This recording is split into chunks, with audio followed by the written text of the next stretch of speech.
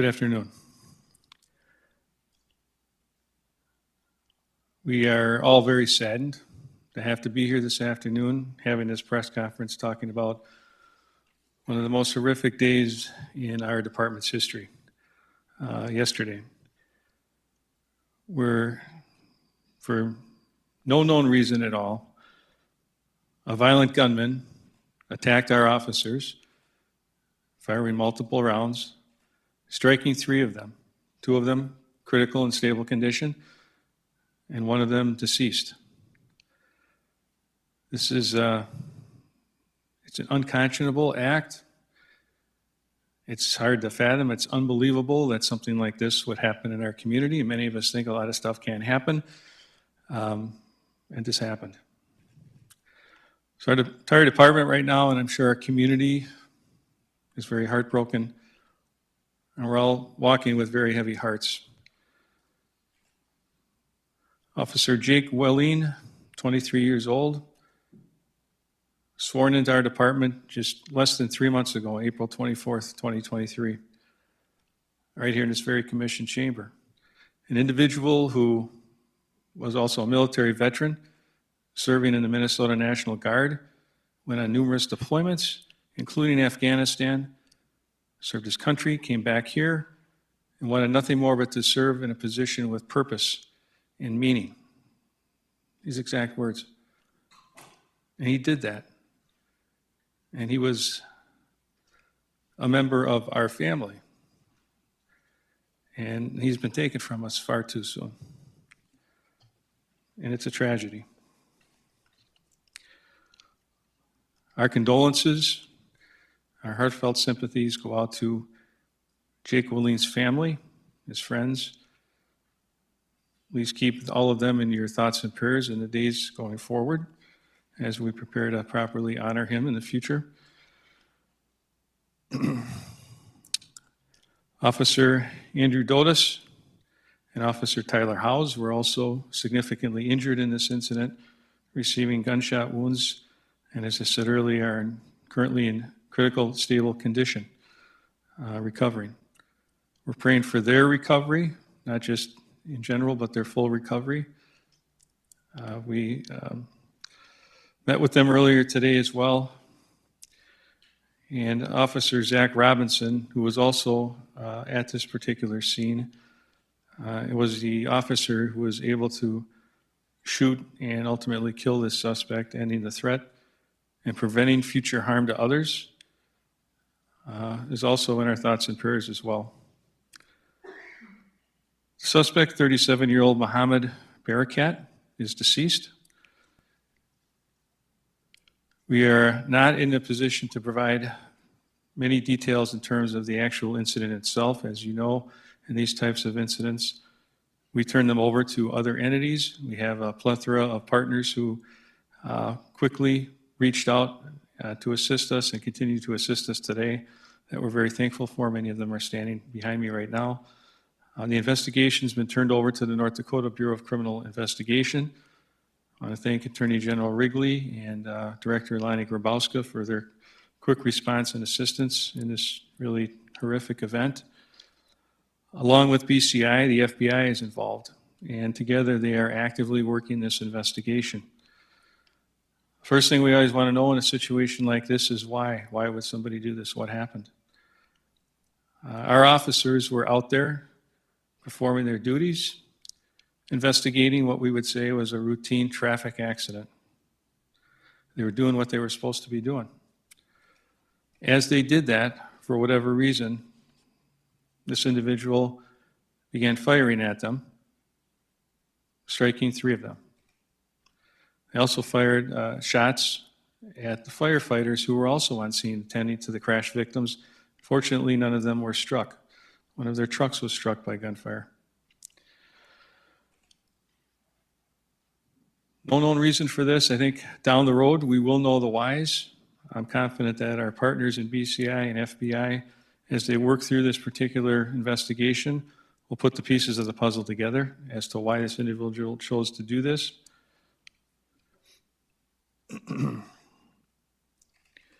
FBI has also assisted with victim advocacy for the family, and we're very thankful for that as well. As you can imagine, this was a very traumatic event for everyone that was working, not only the officers on the scene, but the officers that had to respond to this. The first several minutes were very chaotic.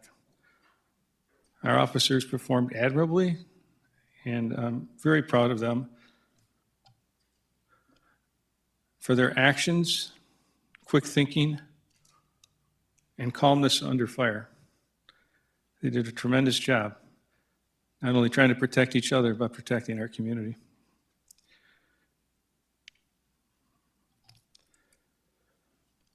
I met with both Andy and Tyler earlier today at the hospital. They're both in good spirits, but they still have significant recovery time. And so their struggle continues. We hope to have them back as soon as possible. I also met with family members of both Andy and Tyler, sat down with all of them, answered their questions, tried to explain to them the course of the investigation, what they might expect in the future, and really just let them know that we're here to support them at every step. And so just as we work hard to support each other in times like this, the family is very important to us, and we're there working with them to try and ease their pain in the system in any way that we can. We'll be meeting with our department members in the next day or so, individually as well, to check in on them. Many of them are dealing with this in different ways. We want to make sure that we're taking care of them and that we can ease them back into their very important positions. In the meantime, we want to thank our local partners for their assistance in taking calls for service and assisting us with peer support services. Cass County Sheriff's Office, West Fargo PD, Clay County Sheriff, Moorhead PD have helped us in all of those areas. We also had assistance from the Minnesota State Patrol, who went down and brought some of our family members up here from Minnesota so they could be here with their loved ones. Also our partners at the Dispatch Center, Fargo Fire Department, Sanford Ambulance and Hospital, who have provided tremendous service to our personnel. We had firefighters on scene. We had an ambulance nearby, just out of coincidence. They were, as soon as the shots ended, as soon as that guy was stopped by Officer Robinson, firefighters bounced out and they were applying first aid immediately to our officers. Probably had a very significant impact on their survival. Unfortunately, Officer Willeen was fatally injured and there was nothing that could be done by those firefighters. I also want to recognize the excellent support of our community. Our community has come forward in huge ways to support our officers. I think that means a lot to them, to the department, to see that, to know that people care about them, as well as our local commissioners, state and federal elected officials who we've heard from over the course of the last 24 hours. Governor Burgum was significant in providing some assistance as well, and we greatly appreciate that. So as we try and make sense of something that we're not able to make sense of at the moment, we've got some pretty trying days ahead as we plan to honor and lay to rest Officer Jake Willeen, and also physically and mentally heal our department family. Along with that, our community must also heal. This was a heinous and unthinkable act of aggression against our officers and against our community. That type of behavior obviously cannot stand. So if you just join me for a moment of silence in honor of Officer Willeen.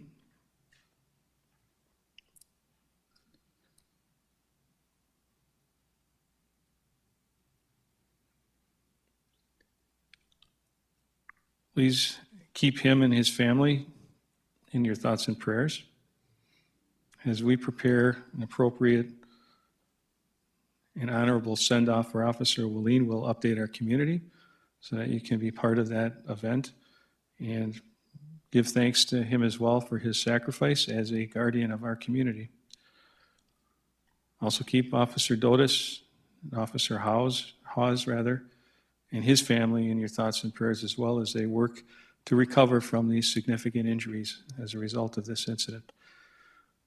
And lastly, all of our folks here who, in very short order, will be back out there on a 24/7 basis serving all of you, regardless of the risk, unknowing sometimes of what they're walking into, but serving nonetheless because they know that they are serving in a profession with purpose.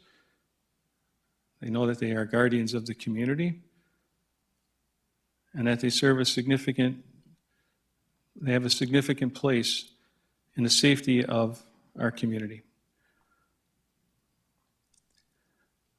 With that, I'll take any questions. Just bear in mind that I can't answer any questions about the investigation, evidence, etc. at this juncture.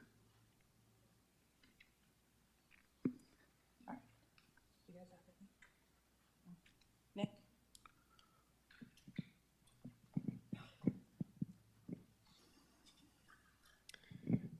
Just for clarity, Chief, you had said that the suspect was shot. Was this at the scene of the crash or at the apartment that was being searched by officers further down 25th? All of that activity took place on 25th and 9th Avenue South. How did he get to the apartment? What's that? How did he get to the apartment from the crash site? How did he? The suspect, sorry. He was on the scene. Okay. Chief, condolences to you and the entire department. With regard to the suspect, what do we know about him? How long had he lived in the city for? Do we have any background information on him? And one last one, with regard to FBI involvement, is that a standard operating procedure in this type of situation? And thank you. Sure. In regards to the suspect, all I can tell you is that he's 37 years old and he's currently a Fargo resident. We don't have any additional background on him.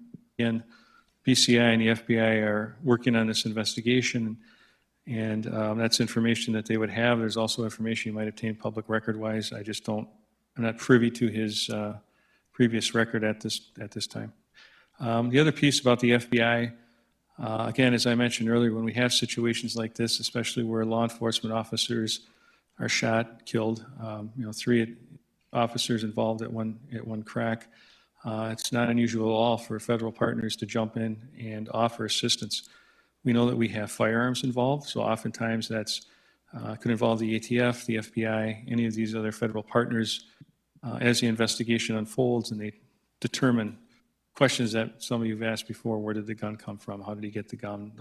The whys of this whole thing. And that's what they're working tirelessly on right now. And so we're going to let them do that work. And when they're ready to present their findings publicly, we'll all stand together and keep everybody informed. Chief, are you aware of any previous interaction with this suspect and the police department? I believe that we have had contact with him, but nothing significant. Police contact, but I don't have the specifics at this moment. Chief, my question is regarding to the weapon involved in this incident. We had heard multiple eyewitness reports that they had heard or seen rapid automatic gunfire. Can you confirm or deny whether this suspect did have an automatic weapon or was he using a semi-automatic and just firing rapidly? I cannot. I don't know that answer. Chief, for starters, we just want to say from all of us at Valley News that our hearts are with you all throughout this process, and to the victim's family, our hearts are with you. One of the questions we did have, though, was what was your thought process on surrounding your timeline of alerting the community of the seriousness of the incident? I'm not sure I get the gist of your question. I think a lot of people were confused about the incident since it was deemed as a critical incident on social media. And we've had a lot of people reaching out to us wondering why there wasn't a little bit more notice regarding the seriousness of the situation. Well, I don't know the timeline of public the press releases on that, but an officer-involved critical incident does involve guns, can involve some other dangerous or fatal acts. So I think that's just standard terminology that I guess we would anticipate people understood to be significant. Chief Sobolski, was this an ambush? Was he involved in the collision? And did he await the arrival of first responders? The investigation into that is still ongoing. It does not appear that he was part of the collision, but again, I would have to defer to BCI and their investigative findings. Chief Sobolski, as we all deal with this dark time, for the community, what words of encouragement do you give them as they deal with the emotions of knowing that, as you said, this malicious act happened in their area? Well, I think it's been an emotional time for everybody, and it will continue to be so.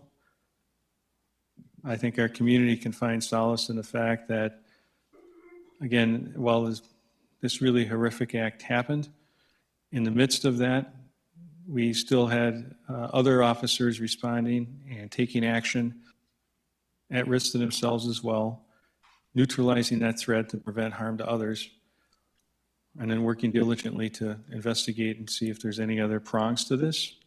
I think our department does very well at all of that. I think our community from this incident can really take away the bravery, the courage, and the commitment that all of our officers have. 2 out of 3 of these officers that are shot, they started together. They've got 3 months, and they're still in training, and they're in the midst of the fight. The other officer, Andy Dotis, 6-year veteran, one of the trainers, and Zach Robinson, also a trainer with many years on the force. So I think it speaks volumes to their bravery and their commitment.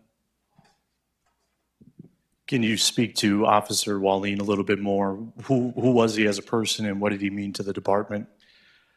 Yeah, he meant a lot to the department. We've got actually a little video vignette that we would like to play for everyone to give you a little flavor of what Jake Wallin was like. He had an excellent sense of humor. I remember when he first started on day one, I've kind of got the honor of instructing the first session for the new recruits. So one of the first things we do is kind of go around the table, learn everyone's name, and if you look at his name, it kind of looks like it's pronounced Wallin. So I'm like, okay, Jake Wallin, how do you say that? He goes, no, it's Wallin. He said, just like that, and everybody laughs. So just, day one, kind of a funny guy, very smart, was very impressive as he went through the academy, and he was doing well out in field training as well. And it's just really a sad tragedy that he's no longer with us. But I think we want to play this video just exactly to your question.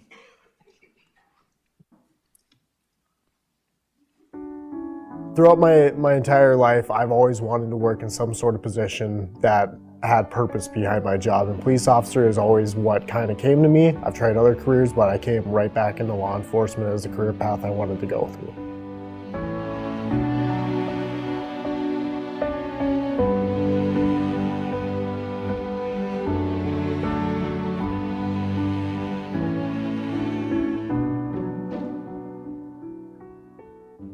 Hi, I'm Jake Wallin. I'm from St. Michael, Albertville, Minnesota, and I've been to more countries than I have been states.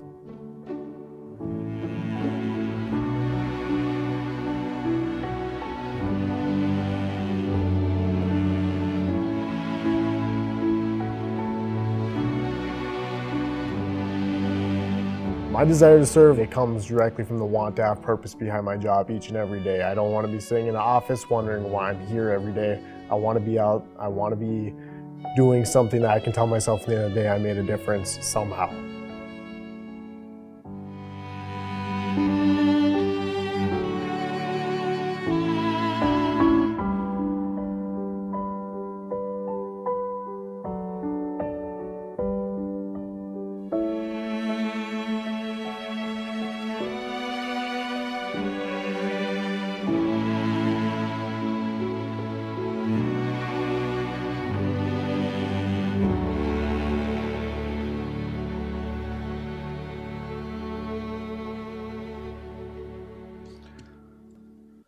So that's Jake Wallin. We lost a good member of our department, a good member of our family. And our hearts go out to him and his family. Chief Cebulski, first off, condolences for everything that everyone's going through in this situation. The last time Fargo lost a police officer, they were relatively quick in releasing his name. So I was wondering if you could walk us through the thought process of what kept the police department, if there was any extra alert to family or investigations that you had to walk through before letting the public know who the officers are in this situation. Sure, and I think this is actually very quick. But we did have out-of-state families that we had to reach. That was difficult. And as I said earlier, the Minnesota State Patrol really helped us significantly in one of those instances. So I think less than 24 hours is pretty fast to release a name. And there's all, when you're trying to locate folks and figure out kind of what was happening. Sir. I just want to make one comment. You asked a couple questions about safety of the community, and the community was safe, and the releases were sent out as quick as we could. To the community, we're safe, but this is a tribute to the training of our team. The firemen and the policemen did the right thing and contained the shooter. Basically, less people got injured. Unfortunately, our people got injured. To your question about why we took some time to get the press release and get this done, was we felt after Mosher's death, we felt very strongly we need to take care of our police family. We need to inform the people that need to be informed. We need to talk to the families. If you go up to the hospital now, there's a police officer outside every room. There's a police officer with the family. There is a community that's out there. If you don't think we're safe in Fargo, all our partners will step up around the state. We will have more support than you've ever seen. We have 2 young men that are fighting for their lives in the hospital. We have excellent care, just like the football player that went down in the football field. If everybody had not done their job as they were trained to do, we could have 2 more fatalities. Our community is a community that stands up for each other and works with each other, and will continue to do that. Chief Cebulski and his leadership team has done an excellent job in this area. I couldn't be prouder of that team. But they're human too. This hurts. This is hard to take. And we never wanted to see it in our community. Now we've seen it, an active shooter that was fatal to one of our police officers. So just all of you, give us a prayer, give us a hope, give us the things we need to do. We will stand and get through this. But give the families that have the injuries, give them the support they need. I'm proud to say the chief has set up a good support team for our people, and that is already activated. And I think we're handling this event much better than we ever could have dreamed. And basically, my leadership team has done that. And I know you guys haven't got much sleep the last 24 hours, and you've been working your butts off, but hats off to them because they're doing it right. They're taking care of our family. So if that answers the question you had, the delay in the press, and I got piles of phone calls yesterday as well. We just wanted to respect the family. Nothing is worse than finding out your son is dead and you learn it from the news. You have to have somebody handle that message. So we'll defend that and how we handled it. My communication team has done an excellent job. I don't think they've gotten any sleep overnight as well, but just trying to bring it all together. And we'll give you all the information as it comes. This will be something that will have more of a story as we go through it. But for now, let's get the 2 officers well, and let's help heal the community. Thank you. Chief, my apologies. One last question. No, Tom. No, thank you.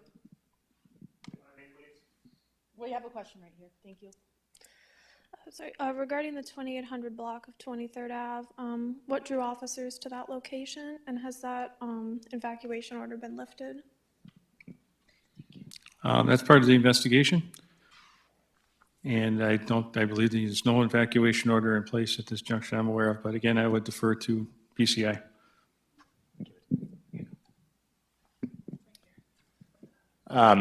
Just a question, that 25-year-old female Fargo resident who was shot during the incident, was she involved in that initial crash? Can you speak to that?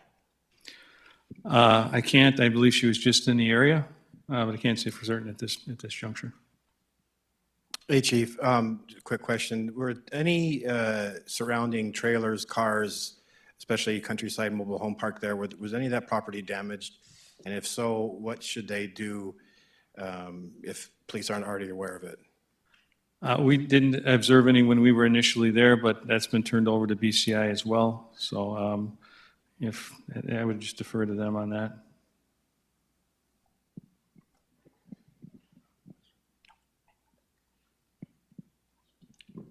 Thank you, Chief Cebulski. I'm just curious about the nature of the scene. If, were police and firefighters, they were responding to a routine crash when the suspect started firing, and where was he firing from? Again, that's part of the investigation. He wasn't in the crash, but somewhere in that vicinity.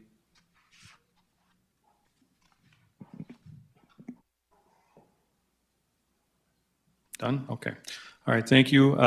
Please keep everyone in your thoughts and prayers, and we appreciate the work of all the folks standing behind me in their various capacities. They've been working tirelessly without sleep for some time to help bring this thing to where we're at right now. So thank you.